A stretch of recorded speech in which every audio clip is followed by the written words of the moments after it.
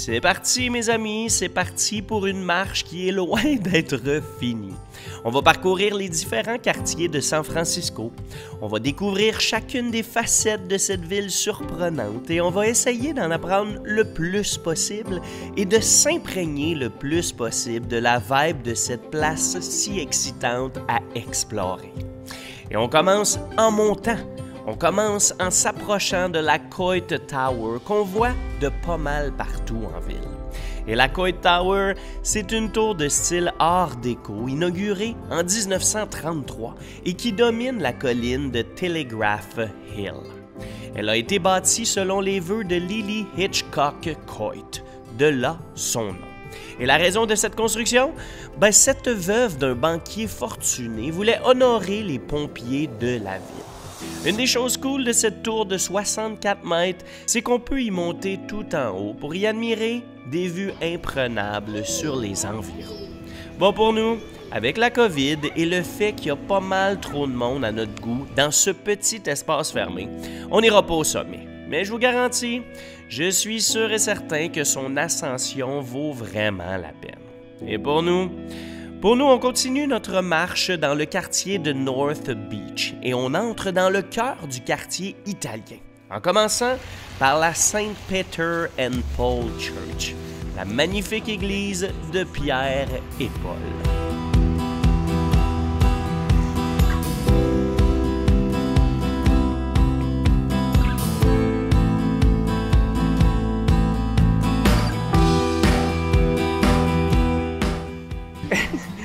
Bon, vous aurez remarqué que la pluie continue. On vient de quitter le quartier de North Beach, qui est en fait le quartier de la Petite Italie. On est allé se prendre un café dans la Petite Italie. Et là, on entre dans le Chinatown. Ah oui, on a eu des biscottis aussi. À la Nice. Ça, on était surpris. C'est vrai que c'était bon. Mais là, on est sur la rue Grant, qui est le poumon économique du Chinatown. Oh, ça vient d'inclus. Cache-toi, toi! Ça sera sympathique! Je suis sûr que je vais réussir à couper ça, là. Ouais, je sais. En fait, il n'y a pas le Chinatown partout, on est juste dans une ruelle qui représente bien ça. On dirait Tupac, ça.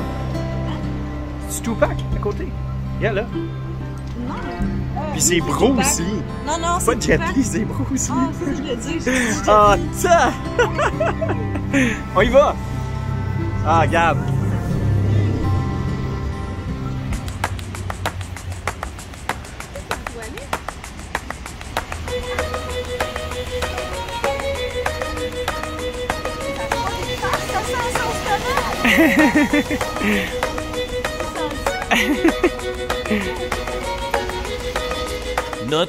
Notre exploration des quartiers continue. Et quoi de mieux que de longer une des artères principales de la ville, la Columbus Avenue, qui traverse la Petite Italie et qui nous mène directement en face de la Trans-America Pyramid. Mais avant de s'y approcher, on prend le temps d'apprécier les peintures murales et surtout, on prend le temps d'apprécier l'architecture et la couleur des façades des bâtisses.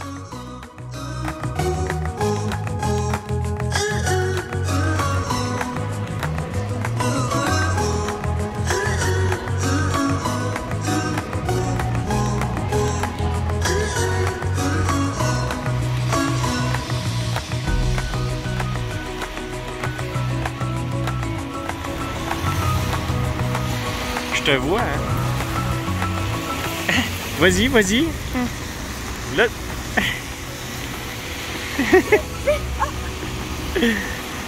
T'entends là?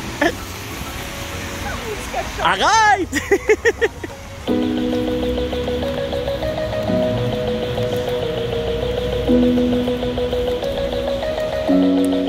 Ah, le quartier chinois. J'aime ça, vous pouvez pas savoir comment. À chaque fois, ça me rappelle un tant soit peu les quelques mois que j'ai passés en Chine. Et le Chinatown de San Francisco, c'est un des quartiers chinois les plus anciens et les mieux établis des États-Unis. On y retrouve de nombreuses rues et allées animées, bordées par des tonnes de petites boutiques et plein de restaurants traditionnels. En plus, les bâtiments sont beaux. Les façades sont belles, sans compter les temples qui sont richement décorés. Et nous, on continue de flâner comme ça. On marche dans ce quartier qui est comme une ville à l'intérieur de la ville. On observe les lanternes, les pagodes, les magasins d'épices, et puis tranquillement, pas vite, on revient sur nos pas et on bifurque en direction du Financial District, le quartier des affaires. On va donc bientôt s'approcher des gratte-ciels les plus élevés de la ville. Alors, si vous voulez voir ça, vous n'avez qu'à continuer à nous suivre. On like, petit pouce bleu vers le haut, on a besoin de like, on commente, on nous écrit. Venez nous chercher sur Facebook, on part. Venez nous chercher sur Instagram, ouais, on est nouveau sur Instagram. Mais surtout, cliquez sur le lien en bas à gauche pour continuer à nous suivre dans cette journée un peu folle. Salut mes amis, bye bye. Bon, ben vous aurez remarqué...